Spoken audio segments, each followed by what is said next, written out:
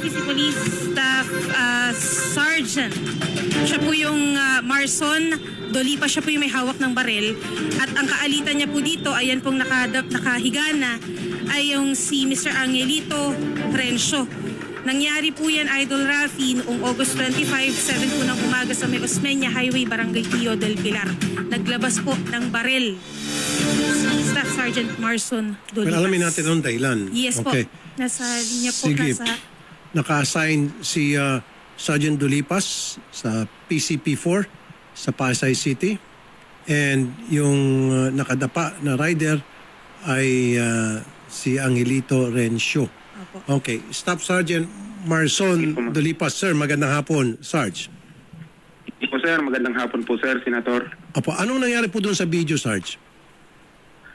Ang nangyari po doon, sir, habang binabagtas po namin yung Osmeña Highway, nung umaga ng Friday, August 25 po, sir. Okay. Ngayon, binabagtas nung nakamotor, sir.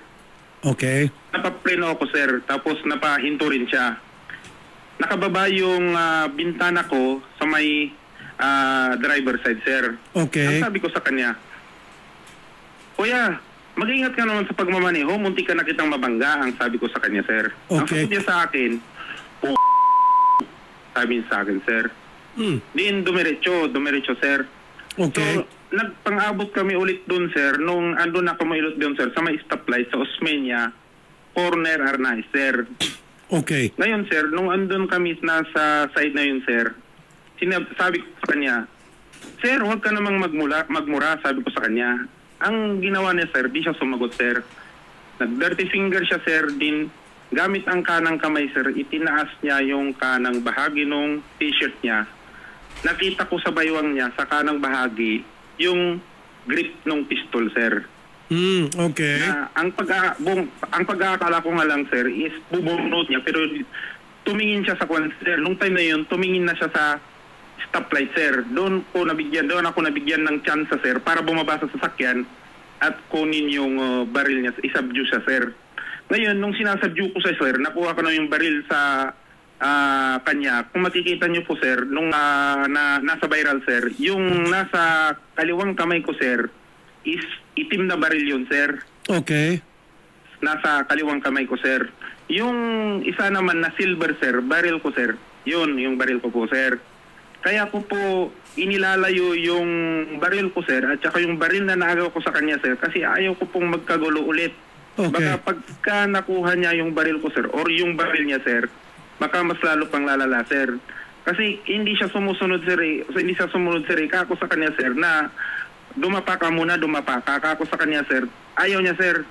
Talagang nagre-resist siya, sir, nang nagre-resist, sir. At tama ba, lumitaw sa ginawang investigasyon na ito palang tinanggalan nyo ng baril ay fake na army? Yes po, sir. Opo, sir. So nagpanggap siyang army, may mga ID siya ng army, pero hindi pala siya member ng army. Hindi po ID ng army, sir. Ang ID niya pong pinakita is yung malalaking ID na pwede pong pagawa sa labas, sir. Kaya po, so nagpanggap po siya na siya po ay member ng Philippine Army? Philippine Army sa ISAP po, sir.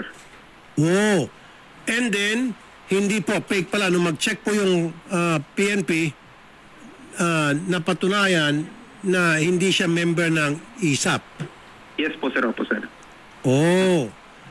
Tama lang, madisarmahan siya.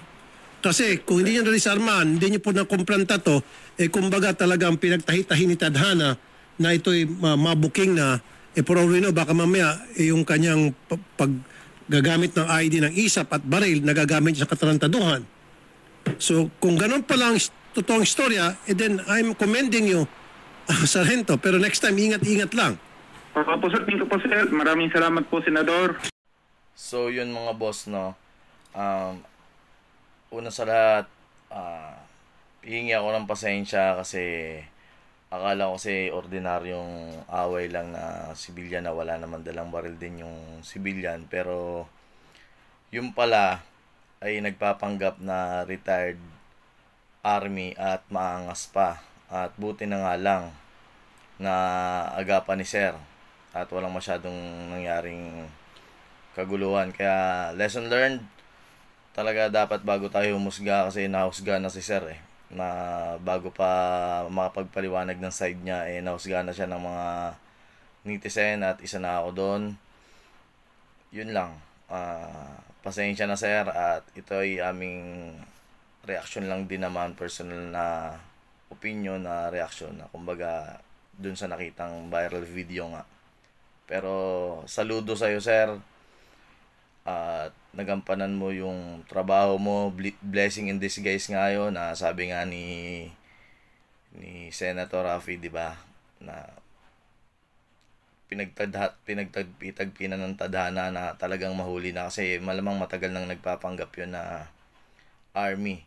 So hindi siguro siya aware na nasa database na ngayon. Madali na lang matrace ngayon kung legit pa o hindi.